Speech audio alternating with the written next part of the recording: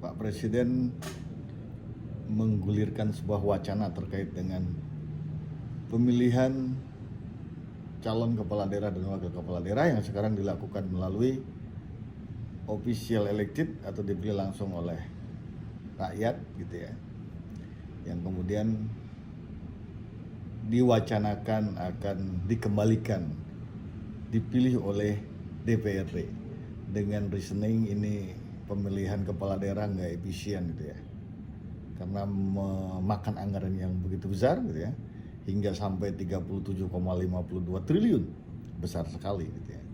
Reasoningnya saya kira menarik begitu. Dan yang kedua paling penting adalah bahwa wacana perubahan ini harus menjadi basic dalam rangka melakukan evaluasi terkait dengan kontestasi politik pemilihan kepala daerah. Namun kita perlu perhatikan juga sih, kalau kita melihat dalam perspektif konstitusionalitas, memang pasal 18 ayat 4 itu mengatakan bahwa pemilihan gubernur, bupati, wali kota gitu ya, itu dilakukan atau dipilih secara demokratis. Maka maknanya istilah demokratis itu bersifat alternatif, bisa langsung, bisa tidak langsung. Sehingga apa yang menentukan langsung dan tidak langsung, yaitu lembaga yang diberikan kewenangan untuk membentuk undang-undang. Saya kira DPR tentunya sebagai lembaga pemegang kekuasaan membentuk undang-undang sebenarnya dimaksud dalam pasal 20 ayat 1 konstitusi kita, dan termasuk juga presiden pasal 5 ya. Jadi ada dua lembaga yang punya kewenangan melakukan perubahan terhadap undang-undang pilkada, bisa langsung maupun tidak langsung, dan juga ditambah DPD RI ya, karena terkait dengan urusan dan irisan otonomi daerah, maka DPD juga terlibat dalam proses skema perumusan undang-undang tersebut. Nah, yang menarik sebetulnya harus kita perhatikan dalam konteks historikal, bahwa dulu zaman SBY pernah juga SBY membuat undang-undang terkait dengan pilkada yang dilakukan oleh DPR, yaitu Undang-Undang nomor 22 tahun 2014, yang itu kemudian mengalami resistensi publik. Mahasiswa turun ke jalan, kemudian juga masyarakat kelas menengah, termasuk juga saya kira civil society terbangkitkan untuk mengakselerasikan pikiran-pikiran tentang penolakan atas pilkada yang dilakukan oleh DPRD. Maka kemudian lahirlah Perpu nomor 1 tahun 2014 yang itu kemudian ditetapkan menjadi Undang-Undang nomor 1 tahun 2015, yang pada prinsipnya kalau kita membaca norma pasal 1 angka 1 Undang-Undang nomor 1 tahun 2015 bahwa pelaksanaan kedaulatan rakyat dilaksanakan secara langsung dan demokratis dalam rangka pemilihan atau penentuan jabatan calon kepala daerah dan calon wakil kepala daerah, baik provinsi maupun kabupaten kota. Nah, itu kita juga harus memperhatikan bahwa MK memutus kemudian tentang skema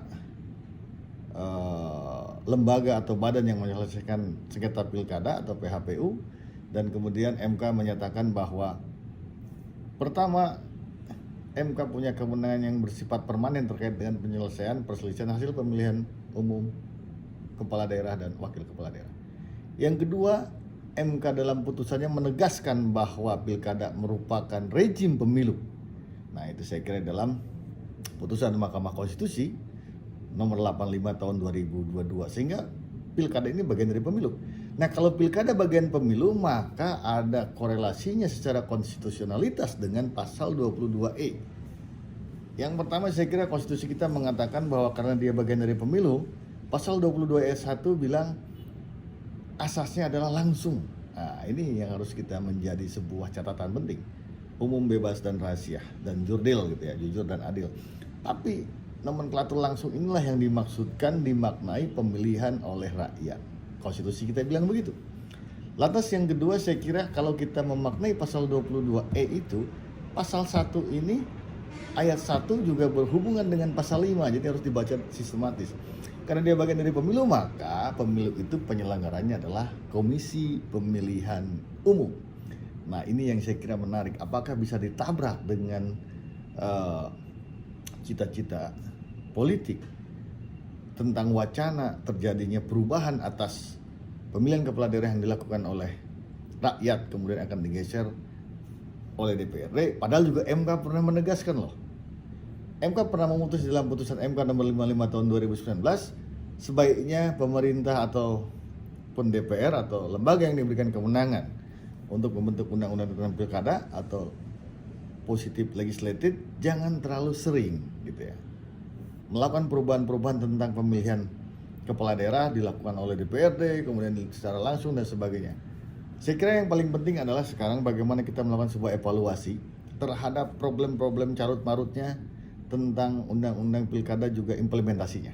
Kalau misalnya salah satu problem besarnya adalah terkait dengan tidak efisiennya anggaran yang terlalu besar, maka saya kira anggarannya yang harus dievaluasi. Kenapa? Karena memang kalau kita melihat memori Van Tulleting ketika zaman Pak SBY dulu, lahirnya Undang-Undang Nomor 22 2014, ini kemudian menjadi resisten bagi rakyat kita semua, bahwa rakyat menghendaki adanya hubungan dalam konteks kontestasi yang secara langsung, artinya memilih langsung calon kepala daerah dan wakil kepala daerahnya.